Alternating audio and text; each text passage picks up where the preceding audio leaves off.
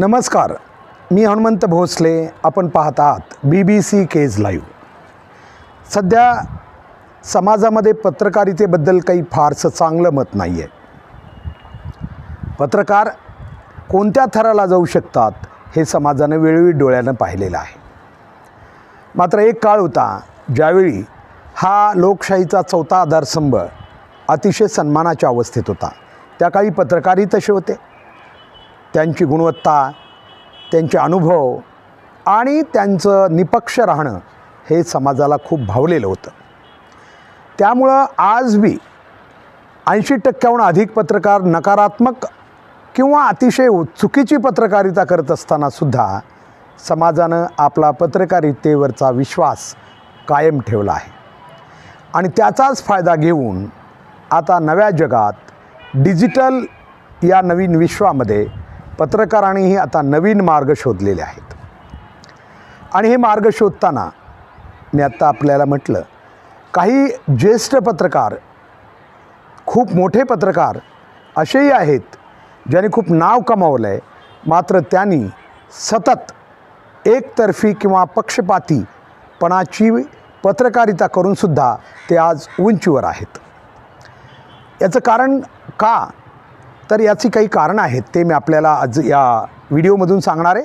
मात्र ते सांगण्यापूर्वी मी त्या तमाम पत्रकारांचे अगोदर त्यांना सॅल्यूट करतो, त्यांना नमस्कार करतो, अभिवादन करतो, जे आज बी समाजाच्या उन्नतीसाठी किंवा पत्रकारितेच्या मूल्यासाठी पूर्ण आपलं डिव्होशनली किंवा योगदान देऊन काम करत आहेत. त्यांच्यामुळंच कदाचित पत्रकारितेचं आजचं रूप जिवंत आहे. नसता लोकांचा आहे तोही विश्वास पूर्णपणे संपला असता. मी असं का म्हणतो आहे? आपल्याला माहिती, सध्या न्यायालय असेल, पोलीस प्रशासन असेल किंवा पर्यायानं पत्रकारितेसारखे क्षेत्र असतील, यांचं समाजामध्ये फारसं स्थान राहिलेलं नाही. जे काही स्थान आज आहे ते भीतियुक्त आदरामुळं आहे. मी असं का म्हणतो आपल्याला कळलं असेल.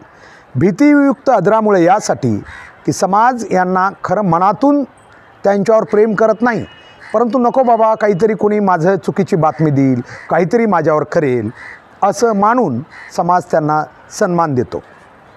मात्र या पत्रकार महोदयांनी आपल्या स्वार्थासाठी आणि हेतूसाठी किंवा वेगवेगळ्या क्षेत्रातून आपलं जे काही उद्दिष्ट आहे साध्य करण्यासाठी पत्रकारितेच्या खूप विपरीत काम केल्यासारखं दिसतंय.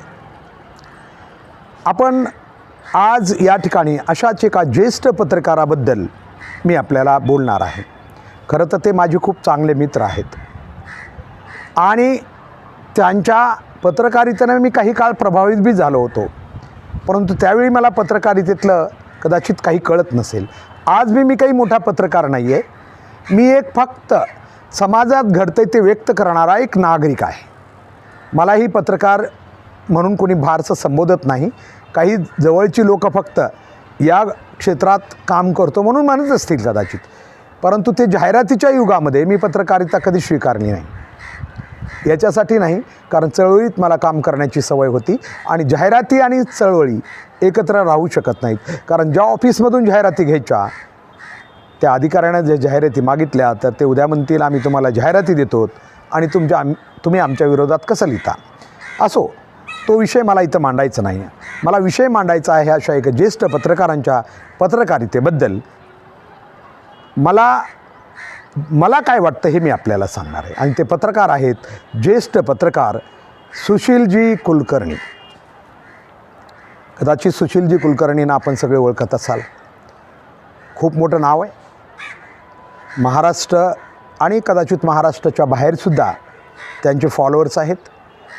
त्यांच्या न्यूज ॲनालायझरला खूप मोठे फॉलोअर्स आहेत. लाखोच्या घरात सबस्क्रायबर आहेत. मोठे पत्रकार आहेत. जरा त्यांचंच ट्यून वापरण्याचा मी प्रयत्न करतो आहे.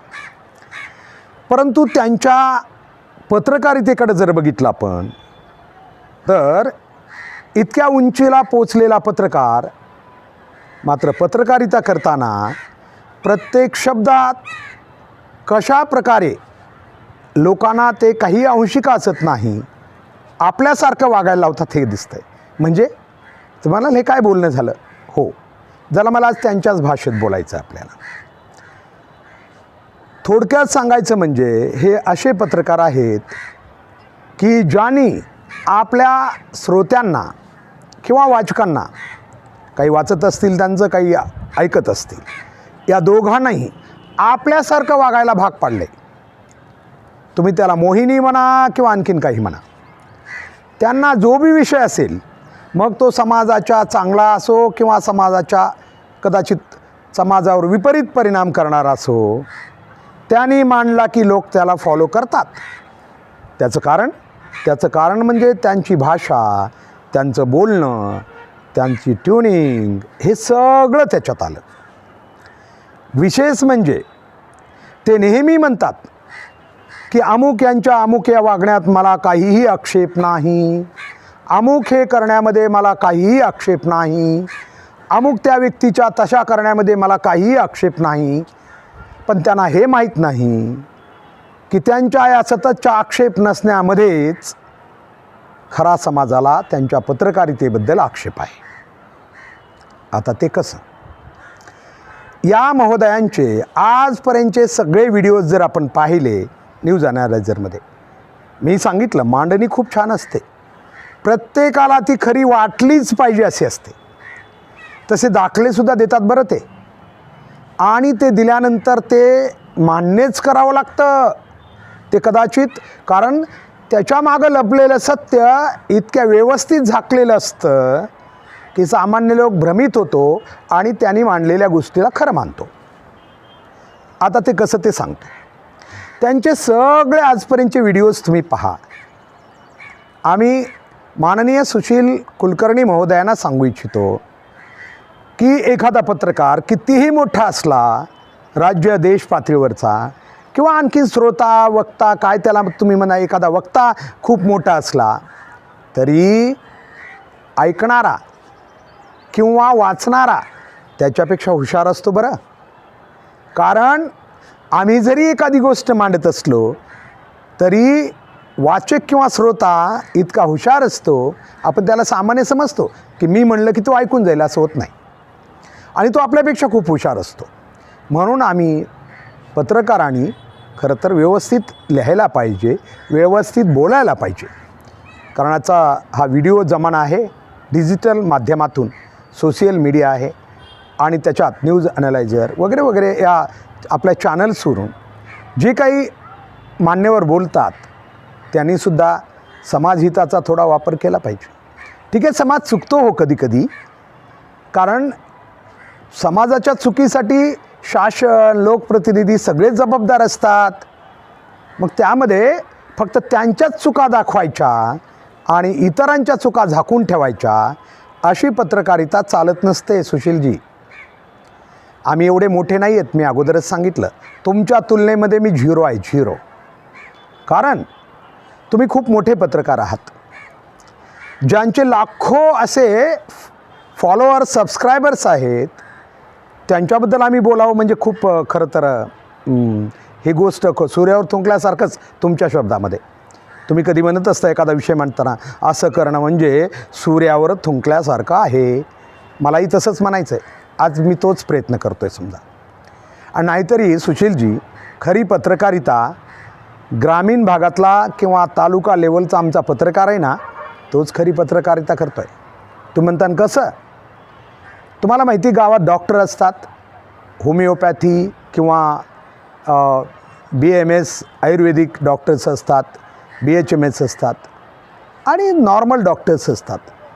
तुम्हाला माहिती का, समाजातला 90% वर्ग दररोजच्या थंडी, ताप, अमुक ह्या सगळ्यासाठी याच डॉक्टरकडे जातो बरं का.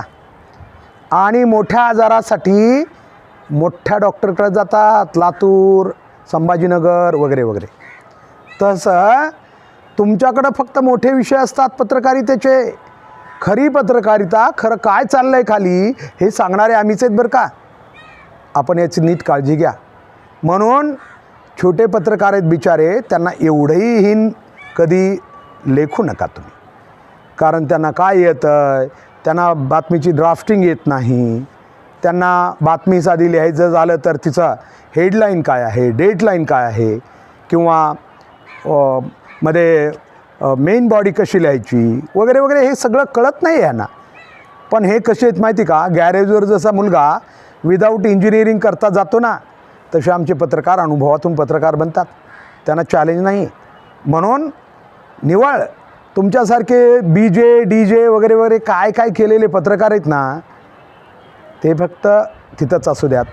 आम्हीही काहीतरी कधी कधी समाजाच्या खऱ्या भावनांना उचलू शकतो. आता जरा विषय पुढे चालला आहे, त्याच्या अगोदरच मला तुम्हाला सांगू द्या एकदा. तो विषय हा आहे की माननीय सुशीलजी कुलकर्णी महोदयांनी जे व्हिडिओ अलीकडे केलेले होते, ते म्हणतात नेहमी समाजामध्ये अमुक राहिलं पाहिजे, समाजामध्ये शांतता राहिली पाहिजे. परंतु असे जर पत्रकार असतील जे समाजात एकतर्फी पत्रकारिता करत असतील आणि ठराविक समाजालाच टार्गेट करत असतील, तर अशानं समाज एकत्र कसा व्हायचा, समाजाचं ऐक्य कसं साधायचं. मी मगा म्हटलं समाजाच्या चुका असतात, समाजातील काही अडाणी लोक करतात चुका, काही कमी शिकलेले लोकसुद्धा चुका करतात. म्हणून का आम्ही बी त्यांच्या पुढे जायचं का, हा प्रश्न माझा आहे आपल्याला. सगळ्यात महत्त्वाचं सामाजिक ऐक्य खूप महत्त्वाचं आहे. सध्या बीड जिल्ह्यातील परिस्थिती सध्या खूप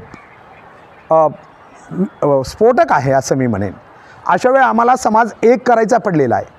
जरा सुशीलजी, तुम्ही आपण बघितलं असेल, काही लोक असे आहेत की जे आज बी पत्रकार जे समाजाला एक करण्यासाठी प्रयत्न करत आहेत, परंतु आपण मात्र थोडंसं दूर नेण्याचा प्रयत्न करतो आहे की काय असं आम्हाला वाटतं. त्याच्यातलं पहिलं मी सांगतो, मला एक तुम्हाला आठवण करून द्यायची. विलासजी बडे साहेबांची पत्रकारिता जरा बघा. कदाचित तुमच्या मागून आलेले असतील ते, तुम्ही सिनियर असू शकता त्यांना, परंतु कधी कधी ज्युनियरनं बी ज्युनियरकडून बी काही शिकण्यासारखं असतं बरं का. सुशीलजी त्यांची पत्रकारिता बघा. मराठा आणि वंजारी समाजाला एक कसं आणता येईल यासाठी अगदी तळमळीनं ते न्यूज 18 लोकमतवर ते काम करतायत. आम्ही त्यांना खूप आमचं खरोखर त्यांना एक प्रकारे फॉलो करतो आणि त्यांचं खूप कौतुक करतो. तुम्ही काही व्हिडिओ काढले, मी फक्त आता 1-2च व्हिडिओचा थोडक्यात, कारण व्हिडिओ खूप मोठा होऊ शकेल हा. कारण वेळोवेळी आपण समीक्षा करू तुमच्या सगळ्या लेखनाची. तसे तर तुमचे मला वाटतं आहे हजारो नव्हे लाखोच्या घरात तुमचे व्हिडिओ असतील. त्या सगळ्याची समीक्षा करायची म्हणल्यावर वेळ पुरणार नाही. पण मी फक्त 2च व्हिडिओची आज समीक्षा करणार आहे. पहिला व्हिडिओ म्हणजे तुम्ही काल परवा जरांगे पाटील यांच्यावर काढला. पुन्हा विषय येईल की मी मराठा आहे म्हणून कदाचित त्याच्यावर लगेच तुम्हाला रिॲक्ट होतो आहे. अजिबात नाही. मी जरांगे पाटलाच्या त्या वक्तव्याचा मी आत्ता अगोदर आपल्याकडंसुद्धा मी या ठिकाणी त्यांनी जे बोललेलं आहे ते आक्षेपार्ह होतं असं मलाही वाटतं. कारण 2 समाजामध्ये तेढ निर्माण होणार नाही याची काळजी त्यांनी बी घ्यावी लागेल. कारण ते सांगतायत ना, मी OBCच्या विरोधात नाही, तर त्यांना ती काळजी घेणं गरजेचं आहे. हां, त्या दिवशी त्यांचं वक्तव्य जे होतं ते ठराविक लोकांच्या संदर्भात होतं असं त्यांचं म्हणणं असेल, तरीसुद्धा बोलताना जे गेलेले वाक्य आहेत ते थोडे कायदा आणि घटना यांना बाधित करणारे होते, हे नक्कीच आहे. आणि मी पुन्हा सांगतो, होतेच. पण तुम्ही हा विषय मांडताना आम्हा बहुजन समाजांना आमच्या सगळ्यांच्या चुका कळाव्यात अशी मांडणी का करत नाही? यापूर्वी OBCच्या प्लॅटफॉर्महून हातपाय तोडा, कोयते घासून ठेवा, हे जे वक्तव्य होते सुशीलजी, हे कोणत्या कायद्यात आणि कोणत्या घटनेत बसणारे होते जरा सांगाल का मला? जरा तुम्ही सांगितलं तर तुमच्याकडून आम्हाला ज्ञान मिळेल थोडं. याच्यापूर्वी अनेक OBC बांधवांनी, आम्ही त्यांना बांधवच म्हणणार आहे ना, आहेतच ते आमचे शेवटपर्यंत, तुम्ही त्याची चिंता करू नका. घटनाक्रम दूर होत राहतील, आम्ही एकच होणार आज ना उद्या. कसं बी आणू आम्ही. आमच्यासारखे विलास बडे साहेबांसारखे पाणनिवळ्यासारखं काम करणारे कार्यकर्ते आहेत समाजाला एक आणणार. आम्ही म्हणत नाही, आम्ही चुकीला चूकच म्हणतो, मग आमच्या जातीतले असो किंवा दुसऱ्या जातीतले असो. तुम्ही त्याच्यावर खूप आक्षेप घेऊन लिहिले आहे आणि मांडणी करताना 2 समाज कसे आणखीन दूर जातील याची पूर्ण काळजी घेतली आहे. मी सांगितलं तुमचं बोलणं एवढं व्यवस्थित असतं की समोरच्याच्या मनात अगदी 1%सुद्धा शंका येत नाही तुमच्याबद्दल. मात्र तुमचा हेतू 100% वेगळा असतो. असं होत असल्यामुळं आम्हालाही तुमच्याबद्दल बोलावं लागतं आहे आणि बोललं पाहिजे. तुम्ही जसं राजकीय लोकांवर बोलता तसं आपल्या पत्रकारितेबद्दल किंवा पत्रकारात कुणी असेल असं थोडंसं समाजाला हे करणारा, तर त्याबद्दल बोललं पाहिजे. म्हणून आम्हालाही वाटलं की आम्हीही बोललं पाहिजे. दुसरा व्हिडिओ तुम्ही खेडेकर साहेबांच्या बद्दल काढला. निश्चित पहिली गोष्ट हे सांगा, खेडेकर साहेबाबद्दल तुम्ही स्पष्टपणे बोललात हे खरं आहे, परंतु मराठा सेवा संघानं तुम्हाला माहिती असेल कदाचित आणि आहे बी माहिती, अनेक बाबतीत एक विचारवाहिनी म्हणून काम केलेलं आहे. फुले शाहू आंबेडकरांना एकत्र आणण्यासाठी मराठा सेवा संघ आणि संभाजी ब्रिगेडनं मोठं काम केलं. आणि मग आता हे सगळे एक होणारी बहुजन समाज एक होत असेल आज ना उद्या, ठीक आहे, आणखी आम्ही बेटी व्यवहार नाही आहे कुठं आमचा, पण आम्ही रोटी व्यवहारामध्ये सगळे एक आहोत. आणि हो आणखीन मग सुशीलजी, आम्ही जर ती आठवण करून दिली ज्या विचार वादाला, मग कोण जबाबदार होतं याची उत्तरं देता देता आपल्याला थकावं लागेल. आणि हे बी सांगतो मी, एक काळ ज्या आमच्या अगदी अनुयायांना, ज्या समाज बांधवांना आम्ही खूप त्रास दिला, त्यामध्ये मराठा समाजसुद्धा लिडिंगवर होता, परंतु तो कोणाचा तरी हस्तक होता, कोणाचं तरी ओझं वाहून नेत होता, आणि ते ओझं वाहून नेतानाच कोणीतरी सांगेल त्याप्रमाणे वागत होता, हे बी तितकंच खरं आहे. आणि म्हणून सुशीलजी, तुम्ही जे याच्यात गडकरी साहेबावर थोडंसं नाराजी व्यक्त केली, आम्हाला वाटतं गडकरी साहेब आज समाजाचे खूप चांगले नेते आहेत, ते आता कुणावर तरी बोलले की संपलं. आणि तुम्ही तसं जातीवर बोलत नाही, तसं टक्केवारीवर बोलता नेहमी.